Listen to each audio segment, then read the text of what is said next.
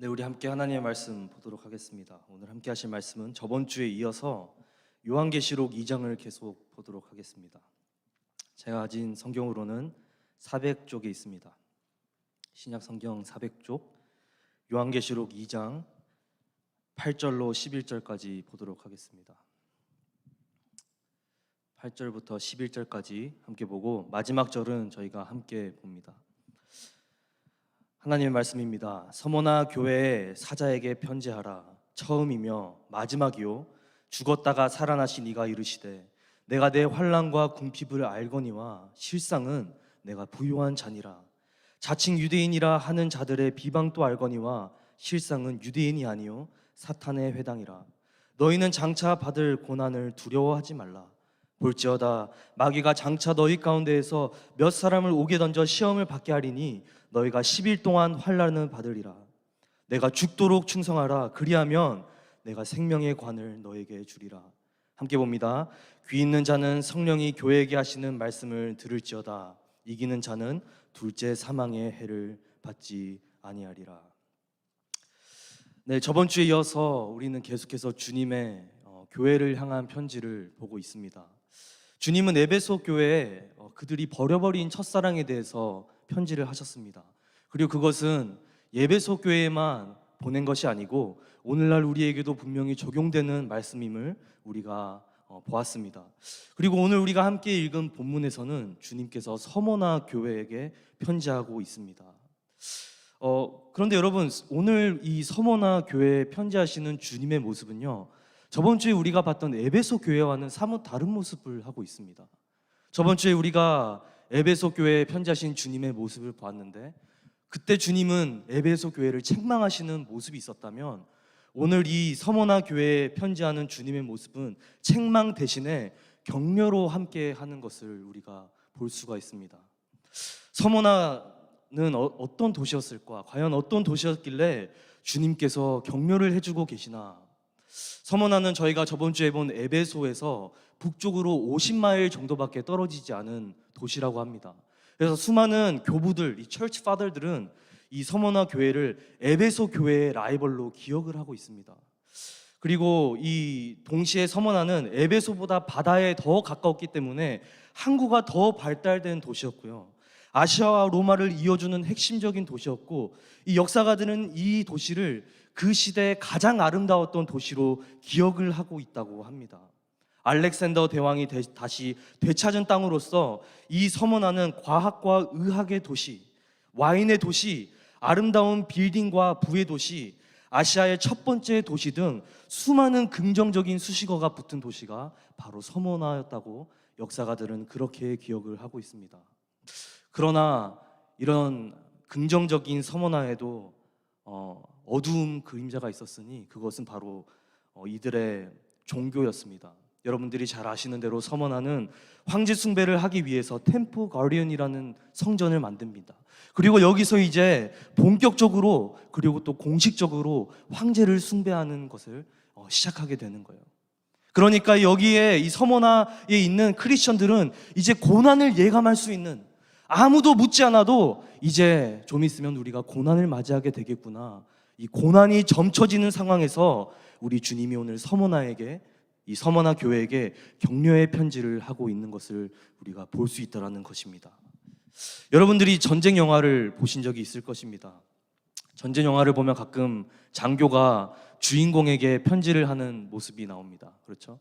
수많은 포탄이 옆에서 막 터지고 흙이 막 휘날리는 그 가운데 이 주인공이 떨리는 손으로 그 장교가 보낸 편지를 볼 때 어떤 내용이 담겨 있습니까? 뭐 시덥지 않은 걸로 잔소리를 합니까? 뭐 장교가 주인공에게 내가 전에 탕수육을 시켰는데 네가 나한테 묻기도 전에 왜 소스를 붓냐, 그 시급한 가운데 이렇게 시덥지 않은 꾸짖음을 합니까? 그게 아니죠. 이 절박함 가운데 편지 가운데는 아주 전해야 되는 메시지, 전쟁을 이기고 돌아오라, 만약에 그것이 불가능하다면 방패 위에 영광스럽게 올라오라는 그 사기를 올려주는, 그 병사의 사기를 올려주는 그런 편지를 보낼 것입니다. 고난 앞에 누군가가 격려하는 편지를 보낸다면 그 사람의 사기는 엄청나게 올라가게 될 것입니다. 그런 것 같이 오늘 우리 주님께서도 서머나 교회에 격려를 하고 계십니다. 달콤한 격려만은 아닙니다. 이 격려는 어쩌면 다소 억세고 냉혹하고 그리고 또 격렬하게 느껴지는 그런 격려입니다. 그러나 서머나 교회에 분명하게 필요했던 말씀입니다. 오늘 저는 여러분들과 주님이 교회에 보내는 두 번째 편지, 이 충성이라는 내용으로 한번 은혜를 나누고자 합니다. 여러분, 서머나 교회는요, 분명 환난 중에 있는 교회였습니다. 로마 사람들이 황제 숭배를 시작하고 이제 이들에게 고난을 주기 시작하는 거예요. 동시에 옆으로는 유대인들이 그 가짜 선지자 메시아를 너네들이 신봉한다면서 이들을 아주 질타하는 그런 어려움 가운데 있었다고 합니다. 지금 서머나 교회는 이들이 딱히 잘못한 것도 없는데, 죄를 지은 것도 없는데 그냥 단순 크리스천이라는 이유로 고난을 받고 그 지역에서 엄청난 핍박을 받고 있었다는 것이 우리가 알 수 있는 것이에요. 그러한 고난 가운데서 주님께서 8절에 편지를 하십니다. 처음이며 마지막이요 죽었다가 살아나신 이가 이르시되. 여러분들이 편지에 보면 다들 누가 편지를 쓰는지 거기에 이름을 적습니다. 서양 문화는 이 이메일을 봐도 이메일 맨 끝에 그 Dear Someone으로 시작해서 Sincerely Someone이라고 그 보내는 사람의 이름을 맨 마지막에 적는 그런 문화가 있지만, 그러나 여기서는 이 고대 로마 문화에서는 제일 먼저 이름을 기록한 것을 우리가 볼 수가 있어요. 그리고 우리가 받는 지금 편지에서도 그 편지 봉투 앞에 보면 누가 보내는지 정확하게 명시가 되어 있습니다. 소방서에서 문제가 있으면은, 그래서 편지를 보낸다면 Fire Department라고 정확하게 명시가 되어 있고, 여러분들의 세금에 문제가 있으면 IRS라고 명백하게 표기가 되어 있는 것을 볼 수가 있습니다. 여러분, 근데 이 편지를 보내는 사람의 이름은, 저자의 이름은요, 그냥 필요 없는 정보가 아니고 그 편지의 성격과 그리고 더 중요하게 그 편지의 권위를 말하고 있다는 것을 우리는 알 수가 있습니다. 여러분들이 다들 경험을 해보셨을 것입니다. 메일박스를 열었을 때 자이언트 푸드 스탬프 이런 쿠폰이 있고 메이시에서 크레딧 카드를 만들려고 하면 그냥 열어보지도 않고 가져다 버리지만, 이민국에서 여러분들에게 편지가 왔다 그러면 반드시 그 편지는 우리가 열어보는 거예요. 누가 편지를 보내느냐, 그것은 우리에게 권위를 상징합니다.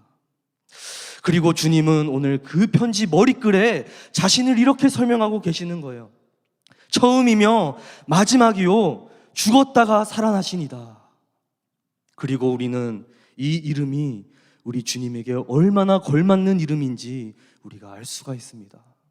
이사야서 41장 4절에 보니까 하나님은 자신이 지금까지 행했던 일은 모두 다 기록을 하고 있습니다. 그러면서 이렇게 말씀하십니다. 이 일을 누가 행하였느냐? 누가 이루었느냐? 누가 처음부터 만대를 이끌었느냐? 처음에도 나요, 나중에 있을 자에게도 내가 곧 그니라, 나 여호와라고 자신의 이름을 처음과 나중으로 그렇게 표현하고 있습니다. 여러분들이 모세가 하나님을 처음 만났을 때도 기억을 합니다. 하나님이 그때도 자신을 처음과 나중에 비유하는 모습을 우리가 볼 수가 있는 것이에요. 하나님은 모세더러 애굽에 가서 이스라엘 백성들을 이끌어내라고 합니다. 모세가 그러나 이렇게 반문합니다. 하나님, 내가 하나님이 누군 줄 알고 그렇게 합니까? 하나님이 모세에게 말씀하십니다. 나는 아브라함의 하나님, 이삭의 하나님, 야곱의 하나님이다. 그러자 모세가 다시 한번 반문합니다. 하나님, 그거는 알겠는데요, 하나님을 모르는 사람들, 나 이스라엘 백성 말고 히브리 민족 말고 하나님을 처음으로 만나는 사람들에게 내가 이 아브라함의 이름을 댄다고 해서, 야곱의 이름을 댄다고 해서 이 바로가 하나님을 알겠습니까? 하나님을 내가 어떻게 설명하겠습니까? 어떻게 소개해야 합니까? 그러자 하나님이 뭐라고 말씀하십니까? 나는 스스로 있는 자다. 스스로 있는 자다. 처음과 나중이요, 어제도 오늘도 내일도 하나님이신 그 하나님이 모세와 그리고 바로에게, 이방 나라들에게 자신의 타이틀을 당당하게 내걸고 나오시는 모습을 우리가 볼 수가 있습니다. 그리고 그 위대하신 하나님이요, 주님이 오늘 서머나 교회에 자신의 이름을 걸고 편지하는 모습을 우리가 볼 수가 있는 것이에요. 쉬운 상황은 아닙니다. 어려운 상황입니다. 그러나 이 처음과 나중 되신 주님이 이 서머나 교회를 격려하는 장면을 우리가 만날 수가 있다라는 것입니다. 여러분, 제가 아까 말씀드린 대로 서머나는 알렉산더 대왕 이후에 다시 되찾은 도시였다고 합니다. 그래서 역사가들은 이 서머나를 연구한 끝에 이 서머나 교회가 약 3번 정도 잃어버렸다가 다시 되찾았다고 합니다. 마지막을 알렉산더 대왕으로 되찾았다고 하는데요, 이 정말 아름답고도 그리고 유용한 도시, 아시아와 로마를 이어주는 이 정말 전략적이고 중요한 이 도시를 되찾고 난 다음에 로마 사람들이 이것을 보고 너무나도 기뻐하면서 뭐라고 했나? 이 도시를 이 불사조에 비교했다라는 거예요. 다시 태어났다, 죽었다가 다시 돌아온 이 도시다. 우리 주님도 이 서머나 도시에 붙여진 별명을 잘 알았을 것입니다.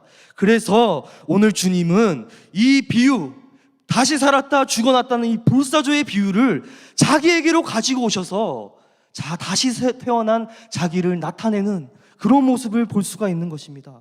다시 사신 주님, 사망의 권세가 우리 주님을 죽이려고 했지만 생명이 다시 솟구쳐 나온 사람, 죽음이 저지할 수 없는 사람, 진짜 부활은 이방 도시에, 이방 문화에 있는 것이 아니고 바로 주님에게 있다라는 것을 로마 사람들에게 보여주고 있다라는 것이요, 더 나아가서 서머나 교인들에게 오늘 나타내고 있다라는 것입니다. 처음과 나중이라는 것은 다 부활과 생명에 연관되어 있는 단어입니다. 창세기에 보니까 생명인 시작인 창조도, 그리고 나중에 죽음의 끝인 이 주님의 부활도, 그리고 먼 훗날 있을 두 번째 사망과 두 번째 부활도 다 우리 주님께서 행하시는 것을 우리가 볼 수 있지 않습니까? 우리 주님께서는 실로 처음과 나중 되신 주님이라는 거예요. 그 생명의 주인이신 주님께서 오늘 이들에게 자신의 생명의 타이틀을 걸고 서머나 교회에게 편지를 하고 계시는 것입니다. 여러분, 얼마나 환난 가운데 위로가 되겠습니까? 환난이 있지만 그러나 너희는 생명인 나를 보아라. 여러분, 우리가 살아가면요, 때로 신앙생활이 어려울 때가 있습니다. 인생은 우리에게 현실이냐 신앙이냐 우리에게 물어올 때가 있습니다. 아무리 예배를 잘 드리고 아무리 세상에서 가장 좋은 주일을 보냈다고 할지라도 그 다음날 우리가 눈을 뜰 때 월요일은 여김없이 찾아오고 우리는 여전히 필라델피아에서 어느 직장, 어느 학교, 어느 현실에서 매일 씨름하며 살아가야 될 수도 있습니다. 그런데 그런 모든 신자에게 주님께서는 편지하고 계시는 거예요. 생명인 나를 보아라. 우리 주님께서 그리고 더 편지하십니다. 내가 환난과 궁핍을 알거니와 실상은 내가 부유한 자라고 그렇게 말씀하시는 거예요. 여러분, 그리고 이 말은 어쩌면 편지를 읽는 서머나 교인들에게 조금 다소 황당한 말일 수도 있습니다. 왜냐하면 여기서 말씀하시는 궁핍은요, 단순한 가난이 아닙니다. 여기서 사용하신 궁핍이라는 단어는 극심한 가난을 말하고 있는 거예요.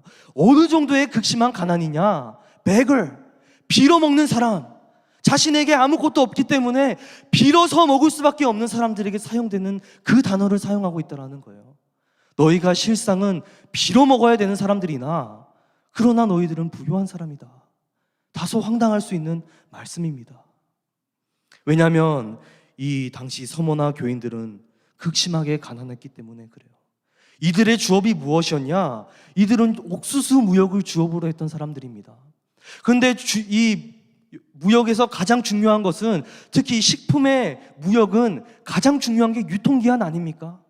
그런데 알렉산드리아 이집트에서 배가 와야 되는데 이 당시에는 자꾸만 이 역방향으로 바람이 불었다라는 거예요. 그래서 배가 늦어지고 배는 오지 않고 자신들의 무역을 할 수 없을 때 어쩔 수 없이 이 옥수수 무역을 실패하고 자연스럽게 경제적인 부분까지 영향을 입었다라는 것입니다. 극심하게 자신의 생활이 어려울 때까지 그런 고난을 받았다라는 거예요. 더 나아가서 초대 기독교들은 종종 자신이 기독교라는 이유로 약탈을 당했다고 합니다. 그리고 집을 빼앗겼다고도 합니다. 이 말씀은 히브리 기자도 얼핏 언급하고 있습니다. 히브리서 10장 34절에 보니까 히브리 기자는 이렇게 언급합니다. 너희가 갇힌 자를 동정하고, 갇히기도 했습니다. 갇힌 자를 동경하고 너희의 산업을 빼앗기는 것도 기쁘게 당한 것은 이보다 더 낫고 영구한 산업이 있는 줄을 너희가 알고 있었다고 그렇게 기록을 하고 있습니다. 이렇게 때로 기독교인들은 재산이 빼앗겼고 먹을 것이 없어서 굶었고 집이 부셔지고 거주지를 잃게 되었지만, 그러나 이들은 신앙만큼은 지켰다라는 거예요. 내가 지금 받는 이 고난이 다른 이유가 아무것도 아니고 기독교인이기 때문에 받는 고난이었지만, 그러나 그럼에도 불구하고 이들은 신앙을 지켰다라는 것입니다. 그리고 우리 주님께서 이것을 어펄마십니다. 내가 내 환난과 궁핍을 알거니와 실상은 내가 부요한 자니라.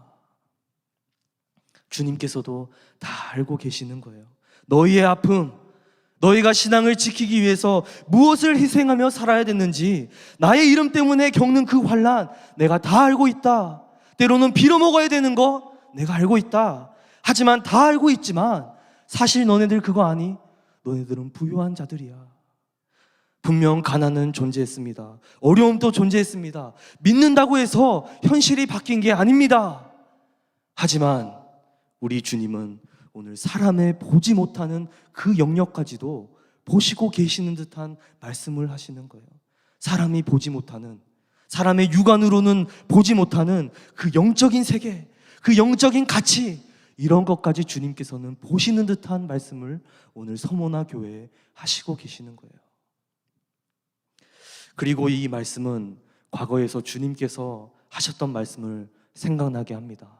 마태복음 13장 44절 이하에 보니까 우리 주님께서는 천국을 비유로 말씀하십니다. 천국을 뭐라 비유하시나? 천국은 마치 밭에 감추인 보화와도 같다라고 말씀하십니다. 여러분, 밭 밑에 무엇이 감추었다? 보지 못한다라는 말씀입니다. 우리가 저번 주에 뉴저지 많은 밭을 봤습니다. 정말 아무것도 없고 들판밖에 없습니다. 그런데 그 속에 무엇이 있는지 우리는 알지 못해요. 뭐 그 속에 방사능이 있는지, 뭐 보물이 있는지, 아니면 뭐 뼈다구가 있는지 우리는 알지 못합니다. 그런데 그것과도 같다라는 거예요.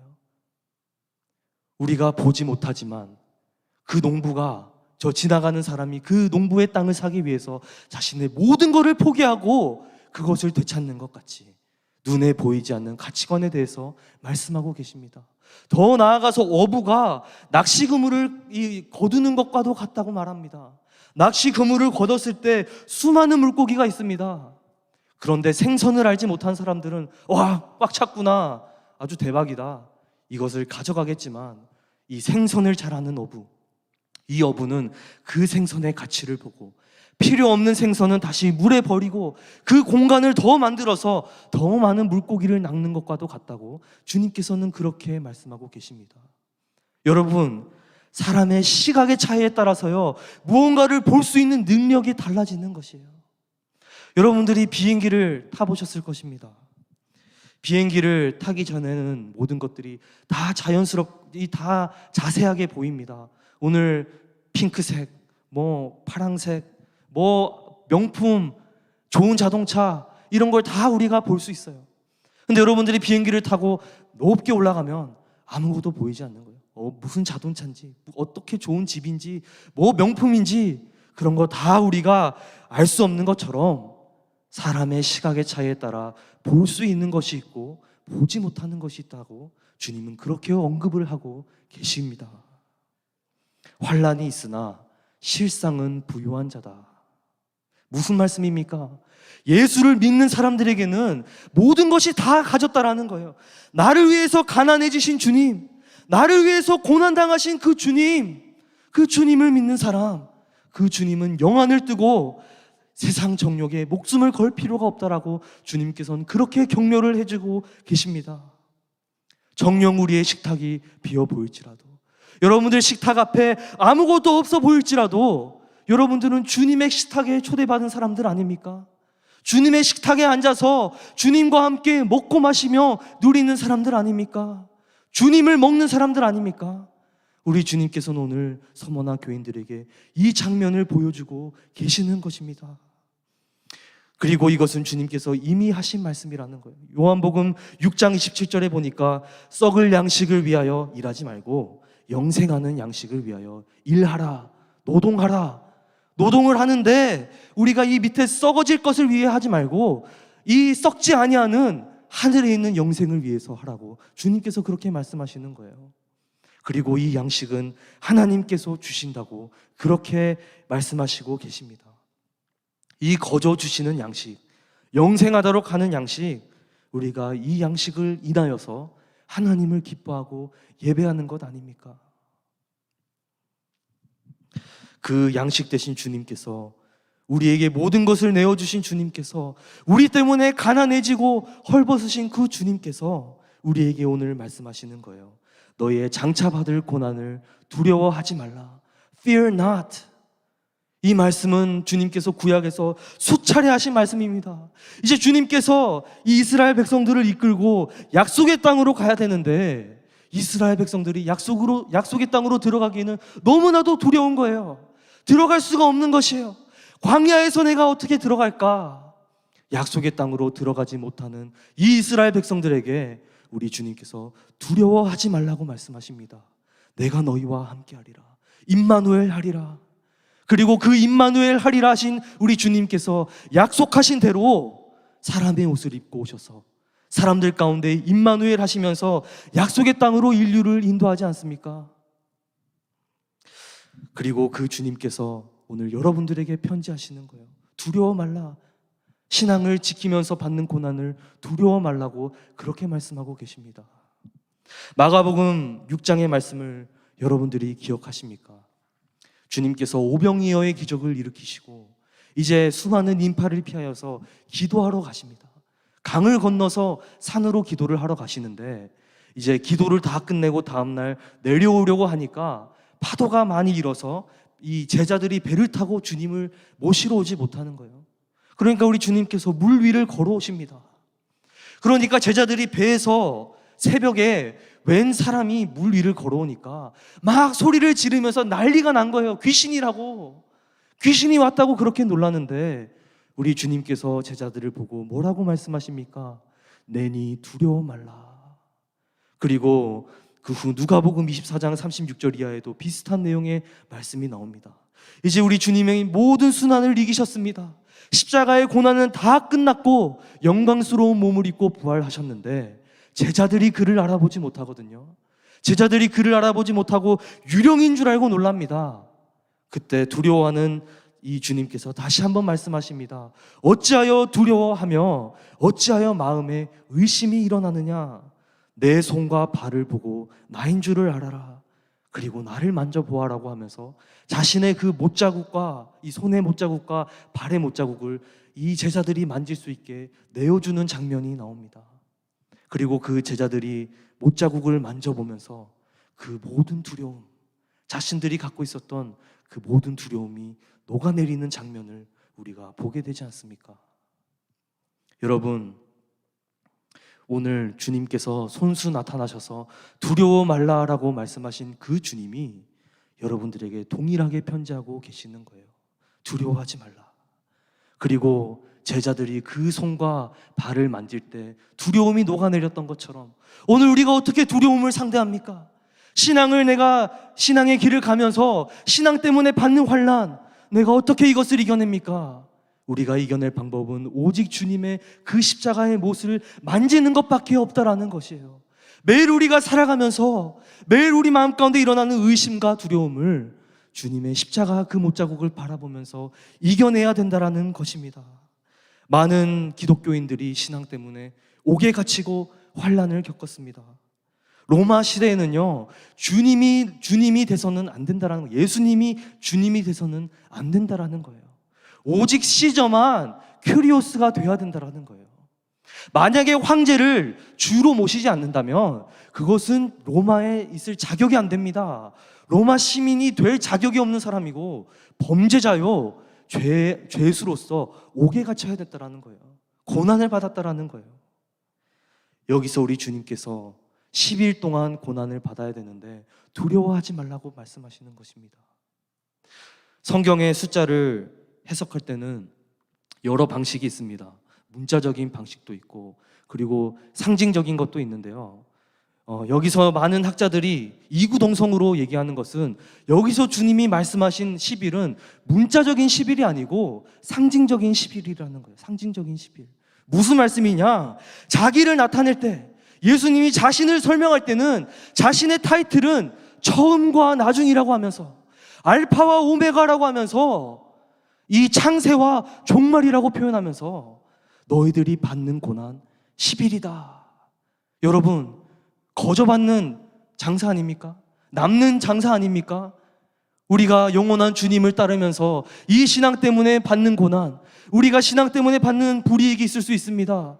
신앙 때문에 우리가 받는 어려움이 있을 수 있지만 그러나 이것은 잠깐뿐이라는 거예요. 우리가 받을 영광스러운 그 면류관, 그것을 비하면은 아무것도 아니라는 것입니다. 우리가 여러분들이 이 왕관을 쓰려는 자, 그 무게를 견디라는 말씀을 들어보신 적이 있을 것입니다. 신자로서 받는 환난, 그 면류관을 쓰기에는 그 무게가 따르는 것이에요. 우리 주님께서는 말씀하십니다. 죽도록 충성하라. 우리 오늘 주님께서 서문화 교회에 편지하면서 내가 천군 천사를 보내서 불을 내려서 로마 황제를 다 없애주겠다. 걱정하지 마라. 나를 믿어라. 이렇게 말씀하시는 게 아닙니다. 너희들이 환난을 받게 되겠지만 죽도록 충성하라는 거예요. 죽도록 충성하라. 그리하면 너희에게 생명의 면류관을 주겠다고 그렇게 약속하고 계십니다. 양 무리의 본이 되라. 그리하면 목자장이 나타나실 때에 시들지 아니하는 영광의 관을 얻으리라. 베드로전서 5장 4절의 말씀입니다. 여러분, 저희가 저번 주에 베드로가 주님을 배신하고 주님과 나눴던 대화를 살짝 엿봤습니다. 그리고 주님께서 베드로에게 내 양을 치라라고 말씀하셨던 거 우리가 나눴습니다. 여러분, 이 베드로전서 5장 4절의 말씀은요, 저는 개인적으로 이 말씀을 읽을 때 베드로의 간증이라고 해석하고 싶습니다. 주님을 배신했던 베드로는 자신의 그 어려움을 겪었을 때 양 무리에서 나갔던 것을 우리가 보지 않았습니까?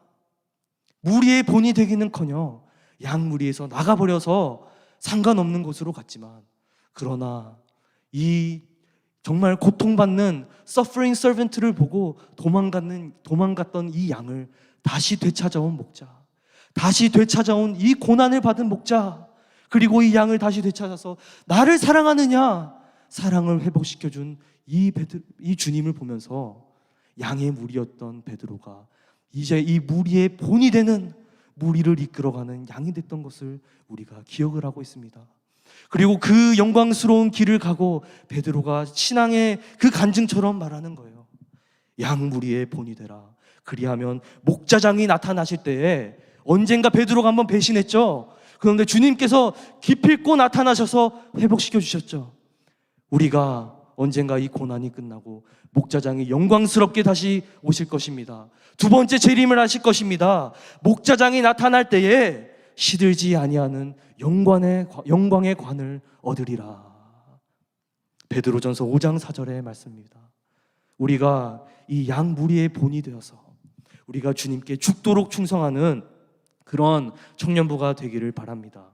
여러분들에게 오해가 없길 바랍니다. 우리는 은혜로 구원을 받습니다. 구원은 믿음으로 받는 선물입니다. 그런데 우리가 이것을 악용하여서 적당히 대충 그냥 하나님을 섬기다가 그냥 가는 것을 주님께서 얘기하는 것은, 그것은 신앙이 아니라는 거예요. It's all or nothing.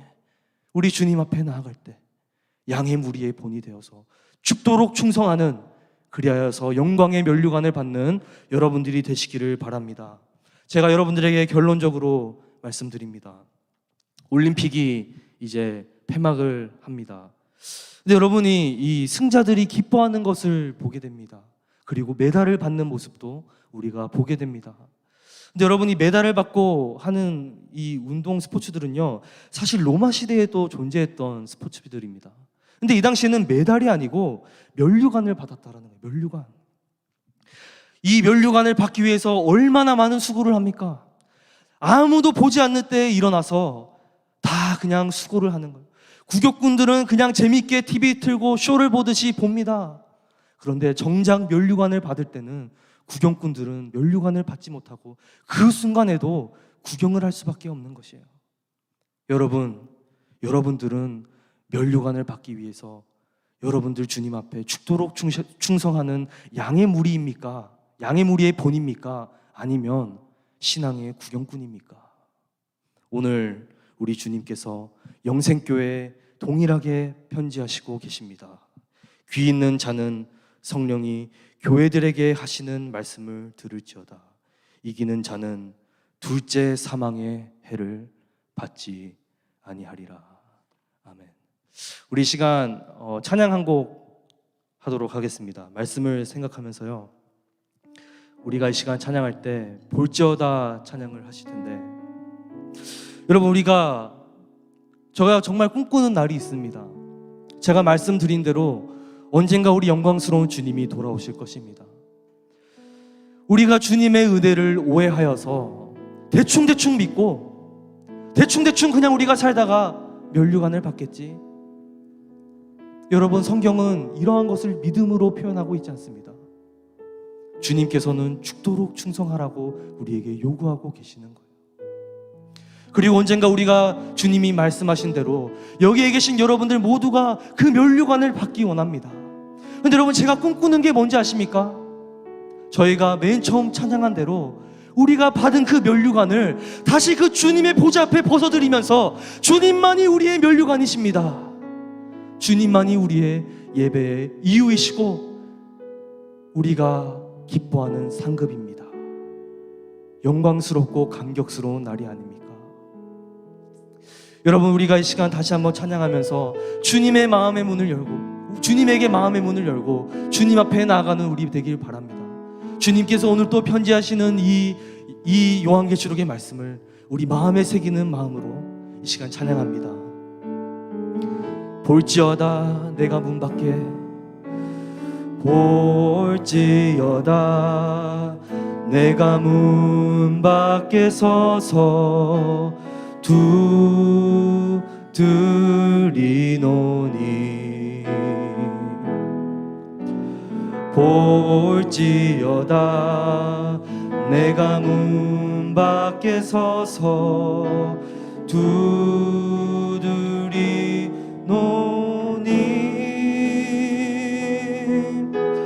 누구든지 내 음성 듣고 문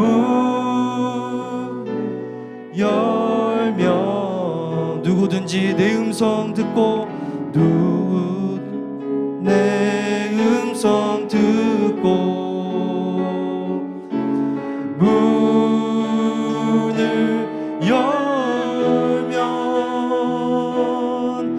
내가 들어가 그로 더불어 먹고, 그는 나로 더불어 살리, 나로 더불어 살리. 내가 들어가 그로 더불어 먹고, 그는 나로 더불어. 한 번 더 우렴으로 찬양합니다. 내가 들어가 그로 더불어, 그는 나로 더불어 살리, 더불어 살리. 내가 들어가 그로 더불어 먹고, 나로 더불어. 살아계신 하나님 아버지, 오늘도 주님께서 우리 가운데 편지하시고 있음을 우리가 보고 함께 은혜를 나눴습니다. 하나님, 우리 가운데 신앙 때문에 겪는 환난이 있습니까? 우리의 수많은 유혹들에 있어서 지금 오늘날의 우리의 로마 황제가 우리를 압박해오고 있지 않습니까? 오늘 우리의 주님의 말씀대로 격려하시는 주님을 보고 이 주님의 편지, 정말 신약 시대에도 여전히 요구하시는 주님의 충성을 우리가 보고 우리가 주님 앞에 온전하게 살아갈 수 있는 모든 사람들 될 수 있도록 하나님 함께하여 주옵소서. 귀 있는 자는 성령이 교회에게 하시는 말씀을 들을지어다. 이기는 자는 둘째 사망의 해를 받지 아니하리라는 그 살아있는 주님의 불같은 음성을 듣는 우리 모든 청년부 될 수 있도록 하나님 이 시간 함께하여 주옵소서. 이 모든 말씀 예수님의 이름으로 기도드렸습니다.